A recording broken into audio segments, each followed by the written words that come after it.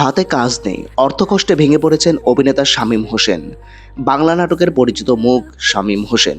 ছোট ছোট কমেডি চরিত্রে যিনি বছরের পর বছর দর্শকদের হাসিয়েছেন, কিন্তু সেই মানুষটি এখন কঠিন বাস্তবতার মুখোমুখি। হাতে কাজ নেই, সংসারে নেমে এসেছে অর্থকষ্ট। বুধবার সকালে নিজের ফেসবুকে দেওয়া একটি ভিডিওতে অশ্রুসিক্ত কণ্ঠে তিনি বলেন, রোজা 14টা হয়ে গেল, কাজ না করে বেকার থাকলে মনের অবস্থা খুব খারাপ থাকে।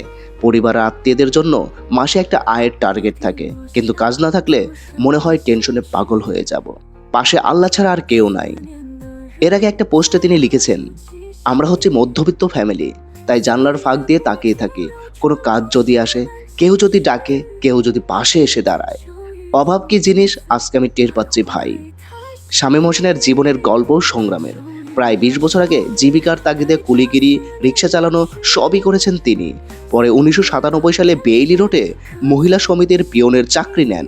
সেখান থেকেই অভিনেতা আফসানা মিমির ডাকে বন্দর নাটকের কয়েকটি দৃশ্যের অভিনয়ের সুযোগ পান। আর সেই ছোট্ট সুযোগ থেকেই শুরু হয় তার অভিনয়ের পথ চলা। এরপর তিনি হাজারের বেশি নাটক ও 2 ডজনের বেশি চলচ্চিত্রের ছোট ছোট কমেডি চরিত্রে অভিনয় করেছেন, পেয়েছেন দর্শকদের ভালোবাসাও। তবুও বর্তমানে প্রায় 1 বছর ধরে নাটকের কোনো কাজ নেই। ইউটিউব নির্ভর কিছু কন্টেন্টে কাজ করছেন, কিন্তু গত 2 মাস ধরে সেখানেও কাজ বন্ধ। শামীম বলেন, আমার 3 ছেলে, আমি আর আমার স্ত্রী, মোট 5 জনের সংসার। আমি একমাত্র উপার্জনকারী। মনের কষ্ট থেকেই কথাগুলো ফেসবুকে লিখছি। একসময় দর্শকদের হাসনে এই মানুষটির চোখে এখন কেবলই কষ্ট আর অনিশ্চয়তার ছাপ।